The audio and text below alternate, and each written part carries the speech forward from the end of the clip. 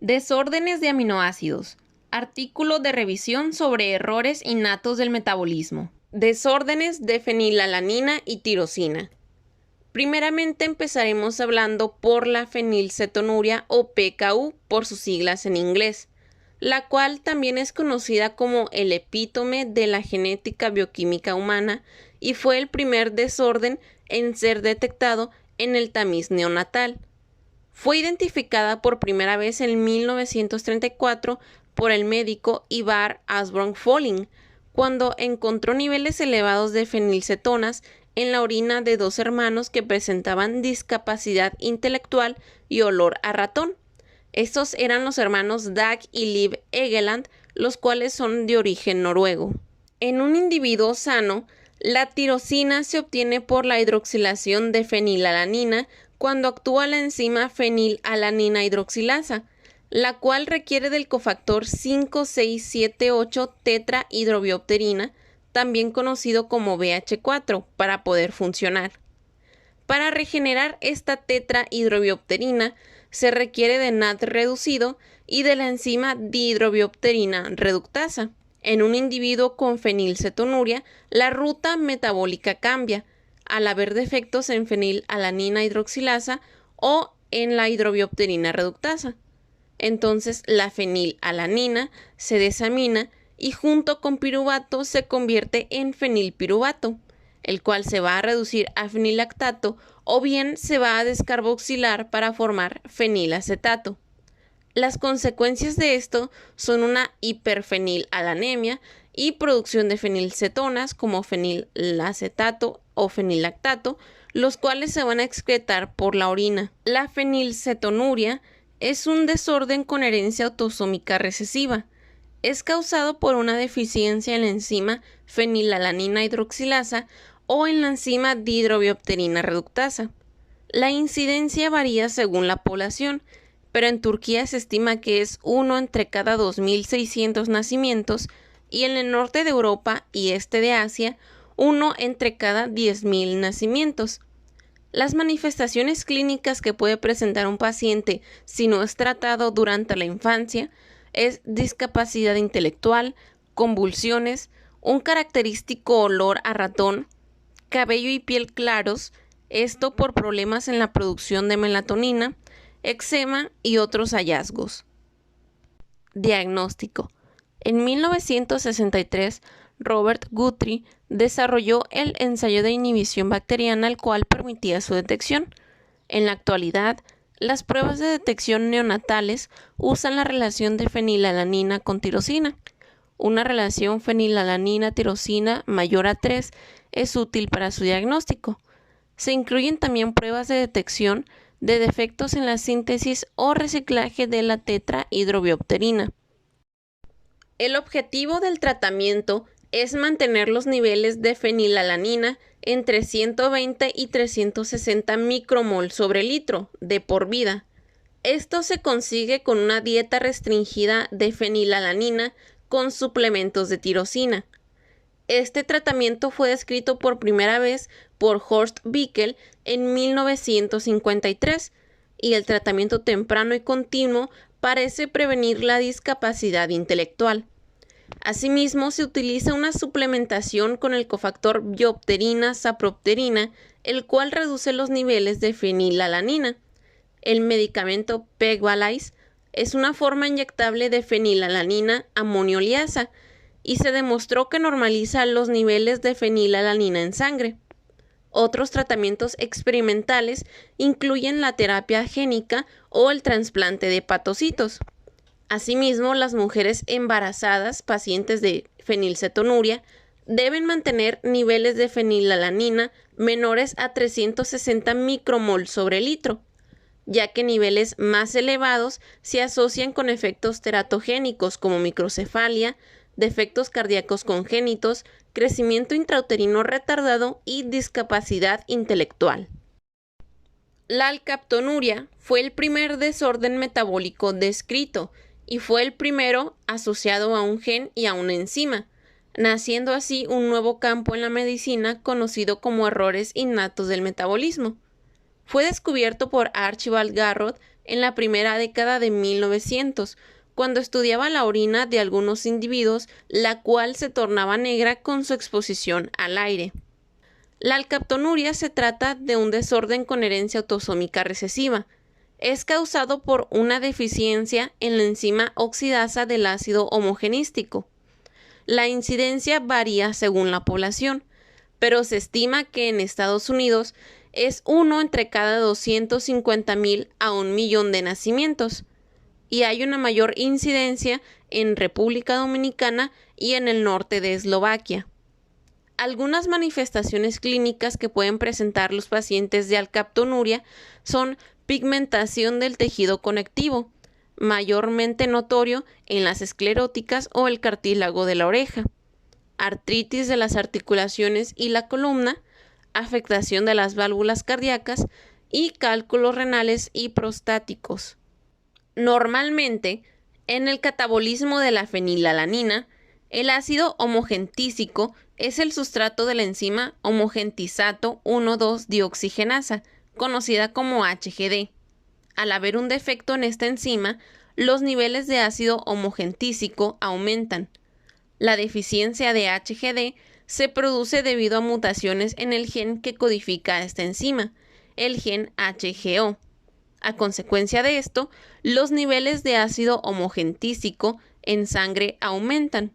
Estos se excretan por la orina o bien se depositan en el tejido conjuntivo. En niños se puede diagnosticar debido a que la orina se oscurece cuando se expone al aire, niveles elevados de ácido homogentísico en orina o variantes patogénicas bialélicas de la enzima HGD pueden confirmar el diagnóstico. Como tratamiento, se han probado terapias como restricción dietética de tirosina y fenilalanina, dosis altas de vitamina C o bifosfonato oral, pero no demuestran reducir o revertir la progresión del desorden. Recientemente se propuso la nitisinona como posible agente terapéutico porque demuestra mejora bioquímica, pero también presenta resultados mixtos en pacientes sintomáticos. La tirosinemia tipo 1 es un desorden de herencia autosómica recesiva. Es causado por variantes patogénicas en el gen FAH que codifica la fumarila cetoacetasa. La incidencia es de 1 entre cada 100,000 a 120,000 nacimientos, y en una región de Quebec, la prevalencia es de 1 en cada 1,846 nacidos. Las manifestaciones clínicas que pueden presentar los pacientes de tirosinemia tipo 1 son enfermedad e insuficiencia hepática, disfunción hepática, acidosis tubular renal, retraso del crecimiento, raquitismo hipofosfatémico, síntomas similares a la porfiria y cirrosis o carcinoma hepatocelular si no es tratada. Al haber defectos en la fumarila cetoacetato hidrolasa o FAH, se acumula el ácido fumarila cetoacético y el ácido maleil acetoacético, y sus subproductos succinilacetona y succinilacetoacetato son tóxicos para las células, especialmente para las del riñón y las del hígado. La succinilacetona es un potente inhibidor de la deshidratasa del ácido 5-aminolebulínico, que conduce a la acumulación de ácido 5-aminolebulínico, el cual es neurotóxico. Los niveles de succinilacetona en orina pueden pasar desapercibidos en análisis de ácidos orgánicos, y las elevaciones de tirosina en plasma pueden ser mínimas, por lo que por sí solas no proporcionan un diagnóstico. Debe de solicitarse específicamente la detección de succinilacetona en plasma si se considera el diagnóstico de tirosinemia tipo 1. El objetivo del tratamiento es mantener los niveles de tirosina sérica entre 200 y 400 micromol sobre litro, esto con una restricción dietética de fenilalanina y tirosina. Anteriormente se utilizaba el trasplante de hígado ortotópico, pero en la actualidad el tratamiento es con NTBC, también conocida como nitisinona, la cual inhibe la 4-hidroxifenol-pirúvico dioxigenasa. La tirosinemia tipo 2, también conocida como síndrome de Richter-Hanhart, debe diferenciarse de la tirosinemia tipo 1 y tipo 3, de la enfermedad hepática y de la tirosinemia transitoria del recién nacido. Esta es un hallazgo bioquímico común en los recién nacidos prematuros. Su causa es la inmadurez de la 4-hidroxifenilpiruvato dioxigenasa debido a una ingesta elevada de proteínas o a una deficiencia de ascorbato. La tirosinemia transitoria del recién nacido se considera benigna, aunque también se le ha asociado letargo neonatal y discapacidad intelectual leve. Para tratarse, se recomienda la restricción de proteínas a 2 gramos por kilogramo al día y suplementos de ácido ascórbico de 50 a 200 miligramos al día durante 1 a 2 semanas. Habiendo hecho esta distinción, la tirosinemia tipo 2 se trata de un desorden de herencia autosómica recesiva. Es causado por la deficiencia de la tirosina aminotransferasa y la incidencia es menor a un individuo entre cada 250.000 nacimientos.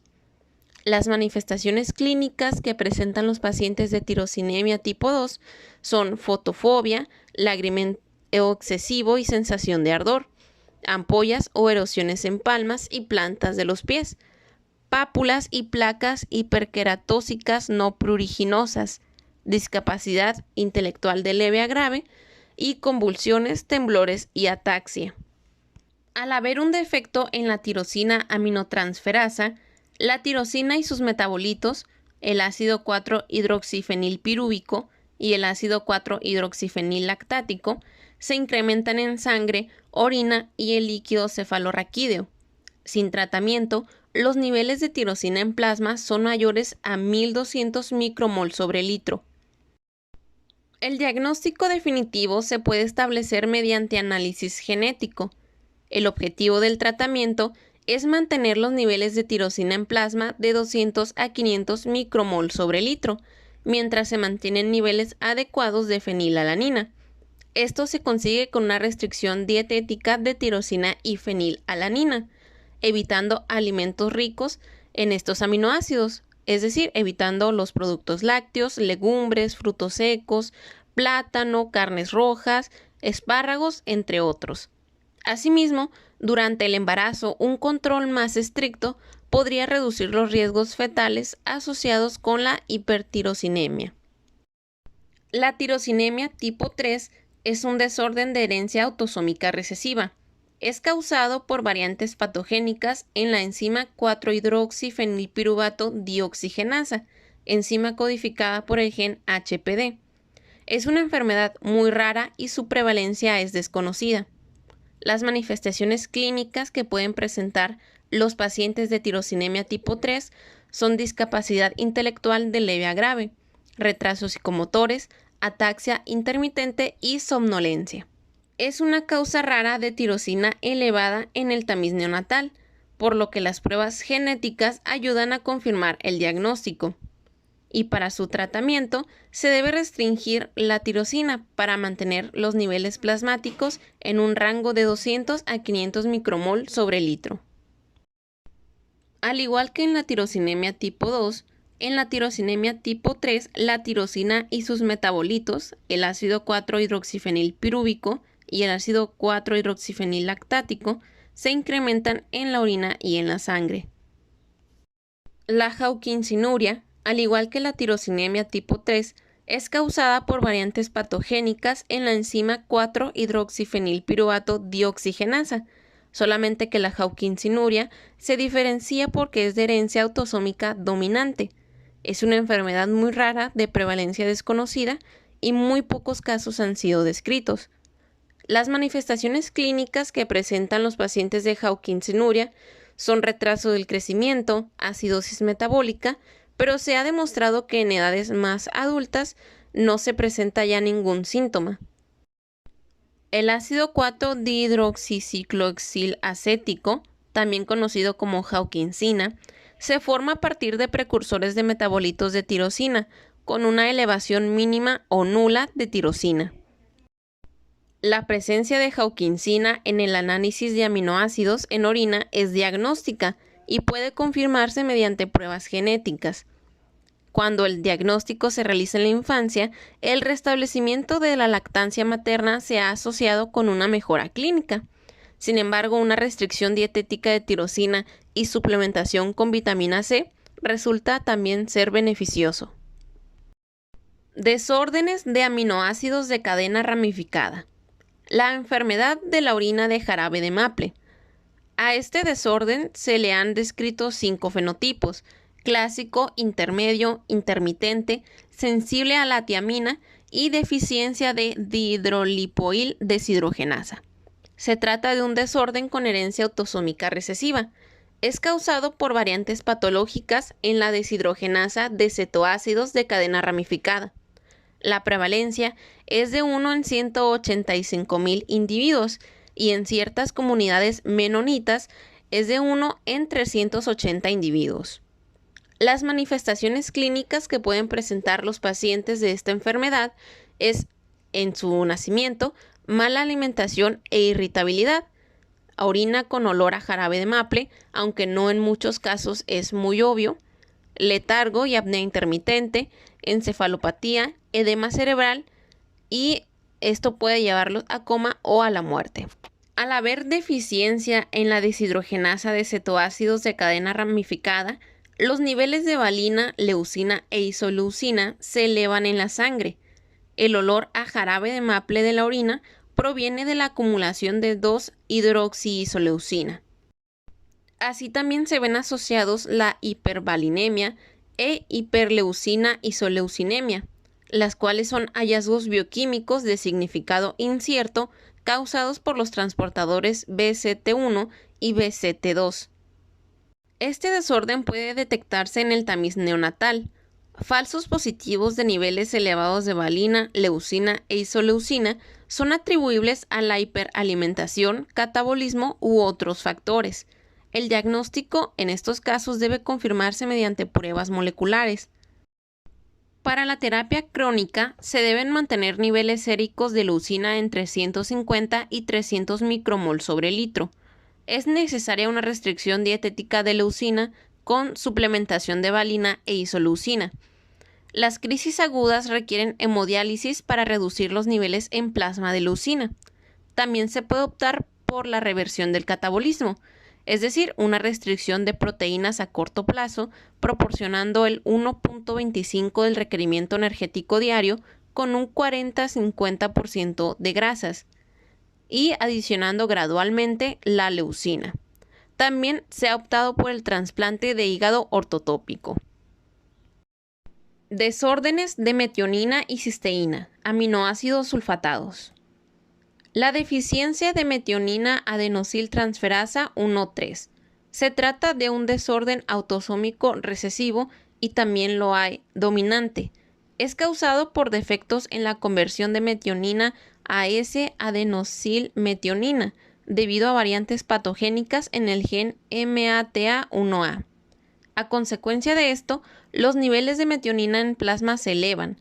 Los niveles superiores a 800 micromol sobre litro se asocian a déficits neurológicos y desmielinización. Es detectado en la prueba de detección de recién nacidos, ya que se miden los niveles de metionina. El diagnóstico se realiza mediante la determinación de hipermetioninemia en ausencia de hiperhomocisteinemia. No se requiere tratamiento a menos que el nivel plasmático de metionina sea muy alto, en cuyo caso se puede necesitar la restricción de metionina. Deficiencia de S-adenosilhomocisteína hidrolasa. Este desorden se ha reportado 2 veces con niveles elevados de metionina y S-adenosilmetionina en plasma, sin alguna homocistinuria significativa. Un caso reportó variantes patogénicas bialélicas en el gen ACHY. Algunas manifestaciones clínicas pueden ser enfermedad hepática, anomalías neurológicas, anomalías de la sustancia blanca y elevación de creatina sinasa. El tratamiento consiste en restricción dietética de metionina y suplementación con fosfatidilcolina y creatina. La homocistinuria es un desorden con herencia autosómica recesiva. Tiene una prevalencia en Estados Unidos de 1 en 200.000 a 335.000 individuos En Qatar es 1 en 1.800 individuos. En Noruega es 1 en 6.400 individuos. Las consecuencias de este desorden es que los niveles de metionina en plasma son elevados. Los niveles de homocisteína también son elevados, pero no se aprecian en el análisis de aminoácidos plasmáticos, a menos que la sangre se desprotone inmediatamente. Algunas manifestaciones clínicas de la homocistinuria son ectopia lentis asociada con entrecruzamiento anormal del colágeno en las zónulas, miopía, hábito marfanoide, el cual tiene características con personas altas, delgadas, con una mayor proporción superior o inferior de las extremidades, escoliosis, pectus y rigidez en las articulaciones. También se ha notado tromboembolismo, retrasos en el desarrollo y discapacidad intelectual. Es causado por variantes patológicas en el gen CBS, que codifica la cistationina beta sintasa. También puede deberse a la falta de remetilar la homocisteína de nuevo a metionina. Este proceso involucra vitamina B12, metionina sintasa y metileno tetrahidrofolato reductasa. Debido a que la homocisteína en plasma no es estable, se miden los niveles de metionina, seguida de una determinación específica de la homocisteína plasmática, así como de B12 y niveles de folato. El diagnóstico se confirma bioquímicamente o por la presencia de variantes patogénicas bialélicas en el gen de la cistationina beta sintasa. El tratamiento incluye restricción dietética de metionina y suplementación con cisteína para mantener los niveles plasmáticos de homocisteína por debajo de 50 micromol sobre litro. La betaína aumenta la remetilación de la homocisteína a metionina. Los pacientes con mutaciones específicas pueden responder a la suplementación con el cofactor piridoxina o vitamina B6. La heparina de bajo peso molecular evita los riesgos de tromboembolismo de la madre con homocistinuria. Defectos en el metabolismo de la vitamina B12. Los defectos en el metabolismo de la vitamina B12 implican la modificación de cobalamina para formar metilcobalamina. Este proceso incluye múltiples pasos con errores innatos en varios pasos a los que hace referencia su grupo de complementación. Los defectos en los grupos de complementación C, D, F, J y X también provocan una disminución de la formación de adenosil B12 y algunas formas de acidemia metilmalónica. La deficiencia nutricional de vitamina B12 también puede provocar elevaciones leves de homocisteína, pero no en el grado observado en defectos metabólicos patológicos. Deficiencia de metileno tetrahidrofolato reductasa. Esta enzima participa en el metabolismo del folato y en la remetilación de homocisteína a metionina. Los polimorfismos comunes en la metileno tetrahidrofolato reductasa dan como resultado cierta disminución en la expresión de la enzima, pero no son errores innatos del metabolismo. Solo pueden presentarse con hiperhomocistinemia leve. En el caso de defectos de remetilación, la metionina plasmática es de bajo a bajo normal, mientras que los niveles plasmáticos de homocisteína están significativamente elevados. Algunas manifestaciones clínicas que pueden presentar los pacientes son convulsiones, microcefalia, discapacidad intelectual y trastornos psiquiátricos.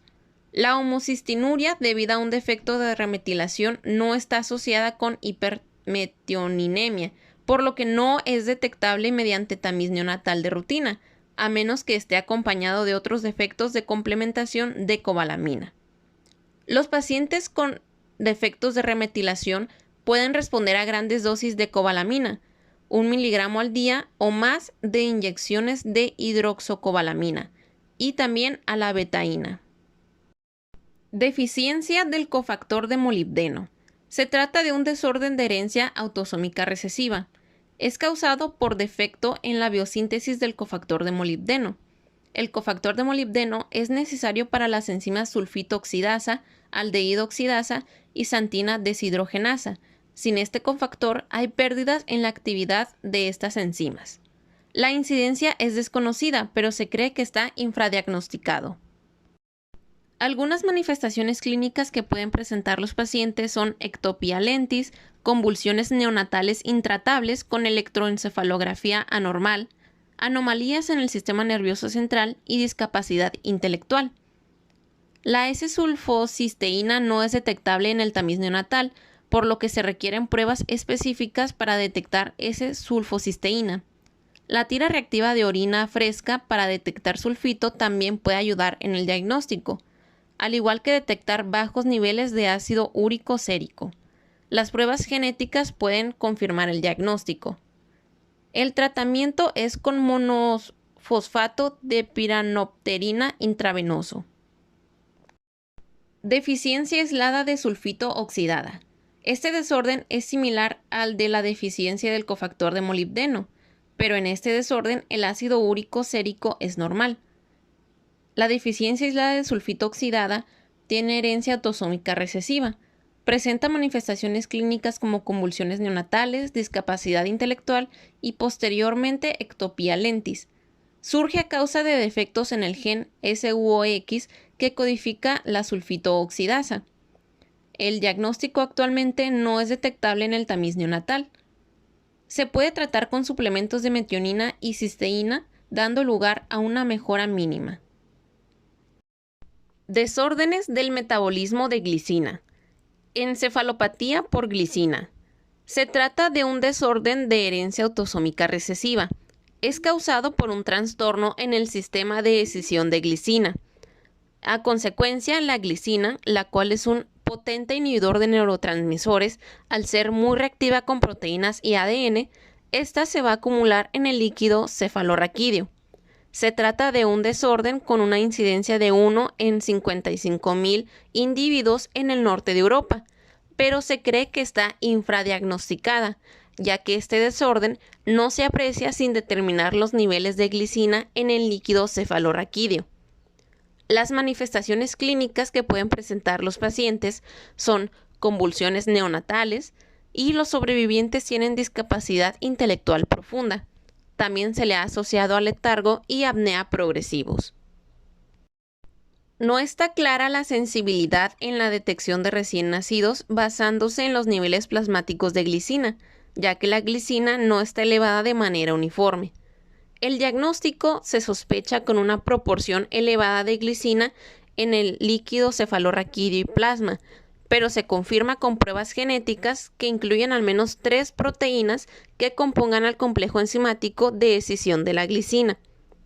Actualmente no existe ningún tratamiento altamente eficaz, pero el benzoato de sodio forma complejos con glicina para formar ácido hipúrico, y esto mejora la excreción de la glicina. El dextrometorfano puede tener un efecto anticonvulsivo al atenuar la sobreexcitación del receptor NMDA en el sistema nervioso central.